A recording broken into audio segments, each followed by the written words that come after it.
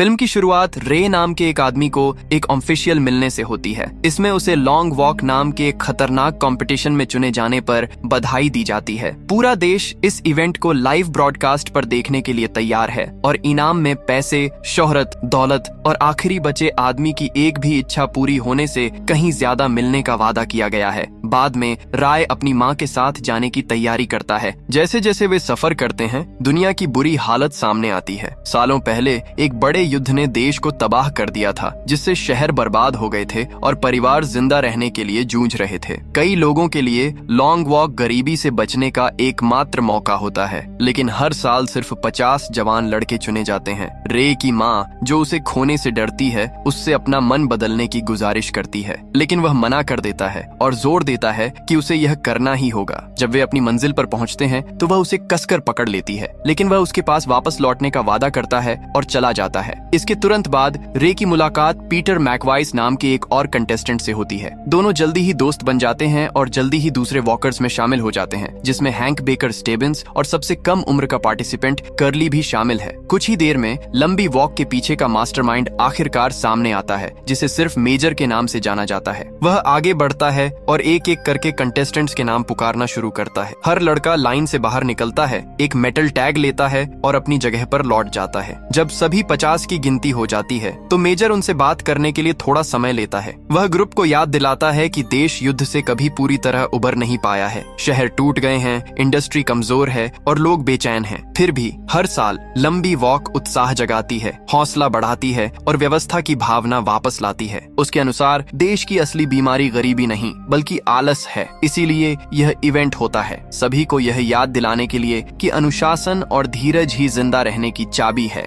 भाषण खत्म होने के बाद वह नियमों को ठीक से समझाता है। हर पार्टिसिपेंट को कम से कम 3 मीटर प्रति घंटे की रफ्तार से चलना होगा। अगर उनमें से कोई धीमा होता है तो उसे चेतावनी दी जाएगी। दूसरी बार फिसलने का मतलब है एक और चेतावनी। तीसरी बार वे बड़ी मुश्किल में पड़ जाते हैं और अगर वे फिर से फेल होते हैं तो उन्हें हमेशा के लिए कॉन्टेस्ट से हटा दिया जाएगा। कोई फिनिश लाइन नहीं है, कोई रुकने की जगह नहीं है और सिर्फ एक ही बचता है। इसके साथ ही मेजर अपनी पिस्तौल उठाता है और हवा में गोली चलाता है, जिससे ऑफिशियली वॉक शुरू हो जाती है। फिर 50 लड़के आगे बढ़ते हैं। उनके पीछे हथियारबंद सैनिकों से भरे कई ट्रक होते हैं। राय कमेंट करता है कि नजारा कितना खाली और उदास दिखता है और बार्कोविच नाम का एक कॉम्पिटिटर जवाब देता है कि मेजर बाद में ही भीड़ की इजाजत देता है। हालांकि लोकल लोग अगर रास्ते में रहते हैं तो वे किनारे से देख सकते हैं। हालांकि घर बैठे देखने वालों के लिए हर कदम पर कैमरे लगे हैं। जब तक वे 7 मील के निशान तक पहुंचते हैं, वॉकर ग्रैंड प्राइज के बारे में बातें करने लगते हैं। बेकर मानता है कि उसका एकमात्र मोटिवेशन पैसा है, लेकिन रे इससे सहमत नहीं है और कहता है सिर्फ पैसा ही लड़ने लायक चीज नहीं है। थोड़ी देर बाद हार्कनेस नाम का एक और कंटेस्टेंट एक छोटी नोटबुक लिए हुए आता है। वह ध्यान से सबके नाम और नंबर नोट करता है और बताता है कि वह लंबी वॉक के बारे में एक किताब लिख रहा है। अगर वह बच गया तो वह अमीर और मशहूर हो जाएगा, लेकिन पीटर बताता है कि अगर हार्कनेस सच में जीत जाता है तो उसे याद रखने के लिए किताब की जरूरत नहीं होगी। इस बीच सबसे छोटा वॉकर कर्ली लड़खड़ाने लगता है। उसके पैरों में दर्द होता है और वह मुश्किल से सीधा खड़ा हो पाता है। रे उसे चलते रहने के लिए उसका हाथ पकड़ता है, जबकि पीटर हिम्मत बढ़ाता है, लेकिन कर्ली को इतना दर्द होता है कि वह जल्द ही सड़क पर गिर जाता है। जब वह 3 वार्निंग के बाद भी नहीं उठता तो एक सैनिक आता है और उसे बेरहमी से गोली मार देता है। यह नजारा रे को इतना डरा देता है कि वह गलती से धीमा हो जाता है, जिससे एक सैनिक उसे भी वार्निंग देता है। लेकिन इससे पहले कि कोई नुकसान हो, पीटर उसे जल्दी से आगे खींच लेता है। मेजर गिरे हुए लड़के के बारे में एक अनाउंसमेंट करता है और बाकी लोगों से कहता है कि चलते रहें, क्योंकि और मौतें होनी तय हैं। और दूरी तय करने के बाद ग्रुप 17 मील के निशान पर पहुंच जाता है। राय मानता है कि वह कुछ समय से पहले ही थक चुका है और उसे पक्का नहीं है कि वह खुद को और कितना आगे बढ़ा सकता है, लेकिन पीटर उसे सलाह देता है कि वह आखिर के बारे में न सोचे और बस एक बार में एक पल के साथ आगे बढ़ता रहे। जैसे जैसे घंटे बीतते हैं, रे, पीटर, हैंक और बेकर करीब आने लगते हैं और एक अच्छा बॉन्ड बन जाता है। लेकिन जब सब कुछ ठीक लगता है तो गर्मी और थकान कंटेस्टेंट नंबर 1 पर हावी हो जाती है। उसका शरीर जवाब दे जाता है और उसे सड़क पर दौरा पड़ जाता है। कुछ पैदल चलने वाले उसके लिए परेशान होते हैं, लेकिन बारकोविच हंसता है और लड़के की तकलीफ का मजाक उड़ाता है। सैनिक चेतावनी देते हैं और जब लड़का ठीक नहीं होता तो उसे मार दिया जाता है। हैरानी की बात है कि बारकोविच मौत का जश्न मनाता है और सबसे कहता है कि उन्हें खुश होना चाहिए क्योंकि इससे उनके जीतने की संभावना बढ़ जाती है। जब वे 25 मील के पॉइंट पर पहुंचते हैं तो बारकोविच का ध्यान रैंक नाम के एक लड़के पर जाता है। पहले वह लड़के के नाम का मजाक उड़ाता है, फिर वह उसकी माँ का अपमान करके हद पार कर देता है।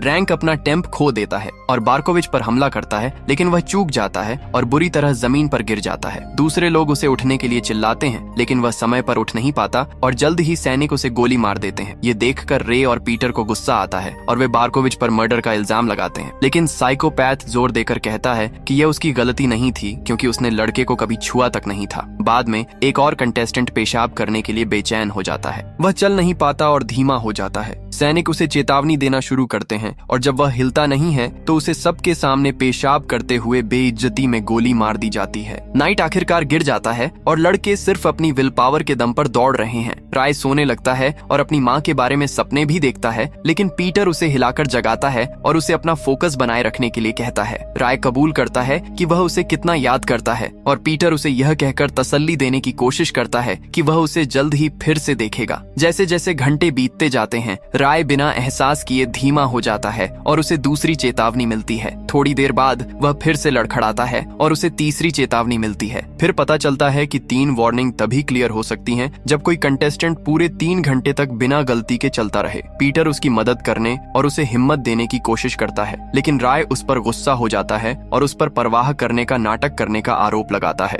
उसका कहना है कि पीटर चुपके से चाहता है कि वह गिर जाए ताकि उसके जीतने के चांस बढ़ जाएं। वॉकर्स को जल्द ही एक खड़ी पहाड़ी का सामना करना पड़ता है और चढ़ाई उनमें से कई के लिए जानलेवा साबित होती है, जो बहुत ज्यादा धीमे हो जाते हैं और वहीं मारे जाते हैं। राय अपनी पूरी ताकत से आगे बढ़ता है, लेकिन लगभग आधे रास्ते में ही हार मान लेता है। उसी समय पीटर उसे पकड़ता है और उसे संभालता है और उसे रुकने के लिए नहीं कहता। रे इससे इमोशनल हो जाता है और पहले गुस्सा करने के लिए माफी मांगता है। कहता है कि उसने जो कहा उसका मतलब वह नहीं था। पीटर उसे चिंता न करने के लिए कहता है और उसे सांस लेने में मदद करता है। अगले दिन तक ग्रुप 59 मील चल चुका होता है और राय फिर से कमजोर पड़ने लगता है और पीटर से बात करते रहने के लिए कहता है ताकि उसका फोकस न भटके। फिर राय मानता है कि वह जीतना चाहता है, न केवल जिंदा रहने के लिए बल्कि इसलिए भी कि उसे लगता है कि उसका एक बड़ा मकसद है। लगभग 67 मील के निशान पर हैंक मुश्किल से टिक पा रहा है। उसके कदम कमजोर और लड़खड़ा रहे हैं और हालांकि पीटर उससे पूछने की कोशिश करता है, हैंक सिर्फ गाली गलौज करके आगे बढ़ता है। इस बीच हार्कनेस की हालत और खराब है। उसका टखना मुड़ गया है और वह रफ्तार बनाए रखने के लिए संघर्ष कर रहा है। उसे धीमा चलने के लिए चेतावनी मिलती है और रे उसे हिम्मत देने की कोशिश करती है, लेकिन उसका शरीर पूरी तरह से उसका साथ नहीं देता। उसकी चेतावनी खत्म होने के बाद सैनिकों ने उसे मार डाला। रे और पीटर उसकी मौत से टूट जाते हैं, लेकिन बारकोविच उनका मजाक उड़ाता है और कहता है कि वे अपने दोस्त की याद में एक कविता या गाना लिखें। पीटर अपना आपा खो देता है और एक बार फिर उसे कातिल कहता है, जिससे एक और गर्मा गर्म बहस शुरू हो जाती है। जब ग्रुप आखिरकार 100 मील का माइलस्टोन पार करता है तो मेजर उन्हें इतनी देर तक टिके रहने के लिए बधाई देता है, लेकिन वह पल तब छोटा पड़ जाता है जब एक हताश लड़का अचानक पास की एक बिल्डिंग की ओर भागता है, भागने की उम्मीद में। दरवाजे तक पहुंचने से पहले ही उसे गोली मार दी जाती है। 103 मील पर बचे हुए लड़के इस बात पर बात करने लगते हैं कि अगर वे जीत गए तो वे क्या चाहेंगे। बेकर कहता है कि वह चांद पर जाने के लिए एक रॉकेट मांगेगा। पीटर मजाक में कहता है कि एक के बजाय 2 जीतने वालों की इच्छा है। जब रे की बारी आती है तो वह कहता है कि वह पूरा सिस्टम बदलना चाहेगा। दूसरे लोग तुरंत बताते हैं कि यह नामुमकिन है क्योंकि इच्छाएं सीधे हालात नहीं बदल सकती। गुस्से में आकर ग्रुप चिल्लाने लगता है और मेजर और पूरी लंबी वॉक को कोसने लगता है। उस रात भारी बारिश होती है जिससे सब वीडियो पसंद आया हो तो लाइक ठोक दो और ऐसे ही मूवी एक्सप्लेनेशन देखने के लिए सब्सक्राइब करके घंटी बजा दो।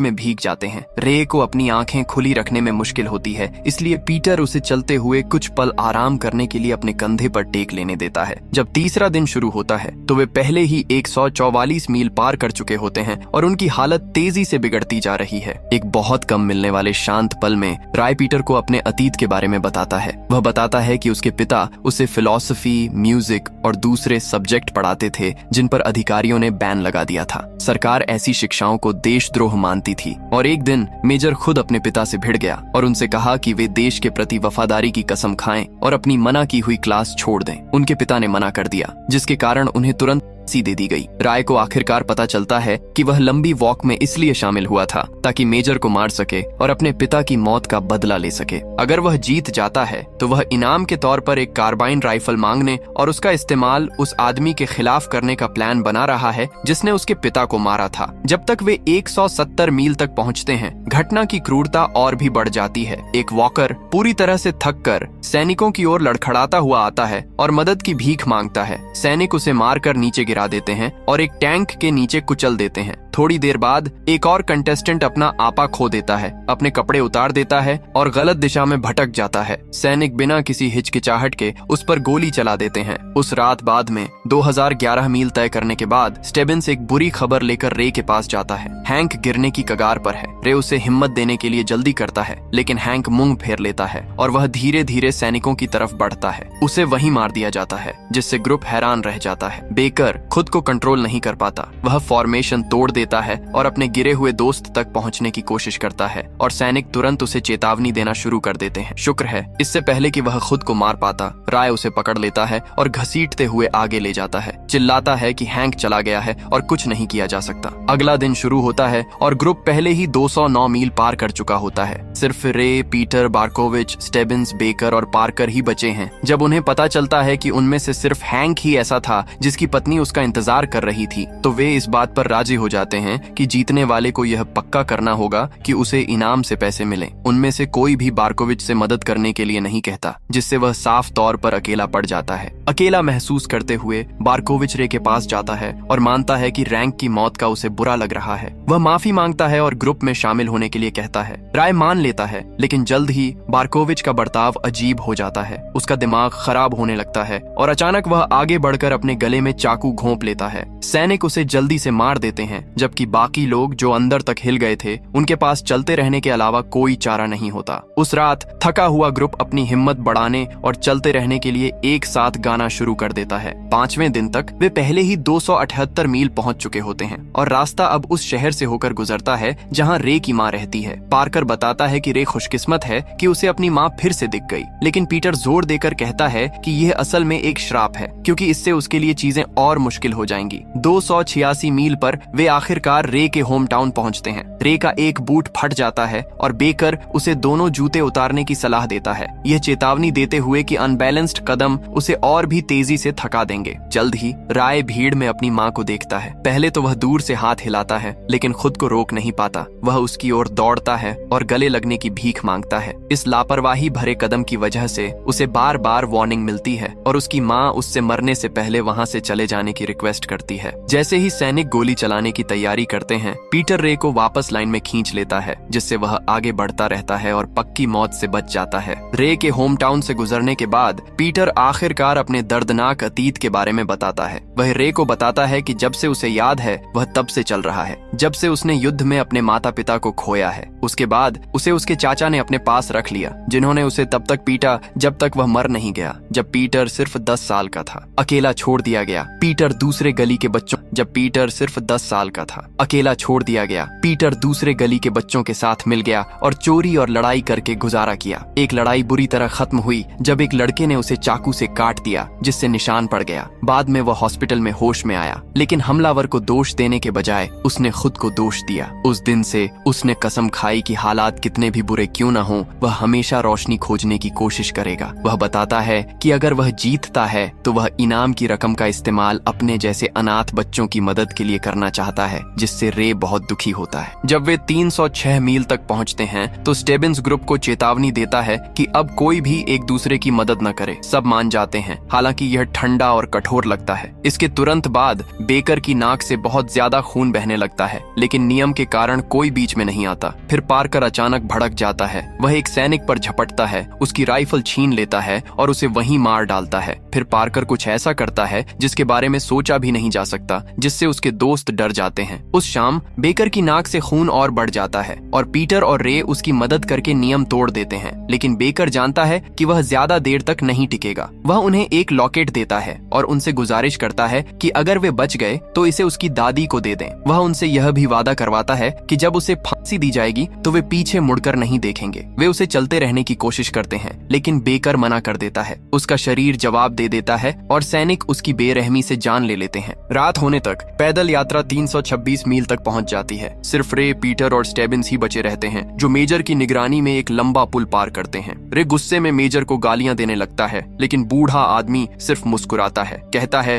कि यह गुस्सा ठीक वैसा ही कातिल स्वभाव है जैसा वह एक जीतने वाले में देखता है। तभी स्टेबिन्स सच बताता है, वह असल में मेजर का नाजायज बेटा है। वह कहता है कि उसकी इच्छा अपने पिता के घर में रहने की थी, लेकिन अब उसका शरीर उसका साथ नहीं दे रहा है। वह पीटर और राय से कहता है कि उनके साथ चलना उसके लिए सम्मान की बात है और रुकने और सैनिकों को उसे गोली मारने देने से पहले उन्हें शुभकामनाएं देता है। अब सिर्फ रे और पीटर ही बचे हैं। जब वे साथ साथ चल रहे थे तो बारिश होने लगी। पीटर मानता है कि बचपन में उसे मरने से डर लगता था, लेकिन इतने सारे लड़कों को मरते देखने के बाद उसे एहसास हुआ है कि मौत ही जिंदगी में एकमात्र पक्की बात है और आप सिर्फ यह चुन सकते हैं कि आप उसका सामना कैसे करते हैं। 331 मील पर दोनों एक ऐसे शहर में पहुंचते हैं जहां भीड़ जोर जोर से जयकार कर रही है, यह देखने के लिए उत्सुक है कि कौन बचेगा। पीटर अचानक रुक जाता है और कहता है कि वह हार मानना चाहता है ताकि रे जीत सके और अपनी माँ के पास लौट सके, लेकिन रे मना कर देती है और पीटर से चलते रहने को कहती है। वादा करती है कि वे साथ साथ चलेंगे। पीटर कुछ और कदम आगे बढ़ता है। उसे पता नहीं होता कि रे असल में उसके पीछे रुक गई है। उसके खिलाफ पहले से ही 3 वार्निंग होने के कारण रे तुरंत रुक जाता है। पीटर को जल्दी से मार दिया जाता है। सैनिक की गोलियां उसे चीरती हुई निकल जाती हैं और मेजर खुद आखिरी गोली मारता है। जब पीटर को पता चलता है कि क्या हुआ है तो वह टूट जाता है, जबकि भीड़ उसकी तथाकथित जीत वीडियो पसंद आए तो लाइक और सब्सक्राइब जरूर कर देना दोस्तों। का जश्न मना रही होती है। फिर मेजर आगे बढ़ता है और उसे लंबी वॉक का विनर बनने पर बधाई देता है। वह पूछता है कि पीटर की क्या इच्छा होगी। खुद को संभाले रखने की कोशिश करते हुए पीटर एक सैनिक की कार्बाइन मांगता है और कहता है कि वह इसे अपने होने वाले बच्चों को एक निशानी के तौर पर देना चाहता है। सैनिक इसे देने में हिचकिचाते हैं, लेकिन मेजर जोर देता है, यह कहते हुए कि पीटर किसी को चोट नहीं पहुंचाएगा क्योंकि वह एक ऐसा आदमी है जो दुनिया को बेहतर बनाना चाहता है। जैसे ही पीटर राइफल पकड़ता है वह उसे उठाता है और सीधे मेजर की ओर तान देता है। बूढ़ा आदमी उसे शांत करने की कोशिश करता है, उससे कहता है कि वह अपनी जीत बर्बाद न करे, लेकिन दुखी पीटर ट्रिगर खींचने से पहले कहता है यह रे के लिए है, जिससे मेजर तुरंत मर जाता है। फिल्म पीटर के हथियार गिराने और बारिश में भीगे हुए अकेले चलने के साथ खत्म होती है। इसी एंडिंग के साथ यह मूवी यहीं खत्म हो जाती है। अगली बार आप किस मूवी की कहानी सुनना पसंद करेंगे मुझे नीचे कमेंट सेक्शन में लिखकर जरूर बताएं। और हाँ, अगर यह वीडियो आपको रोमांचक लगी हो तो इसे लाइक करना बिल्कुल मत भूलना।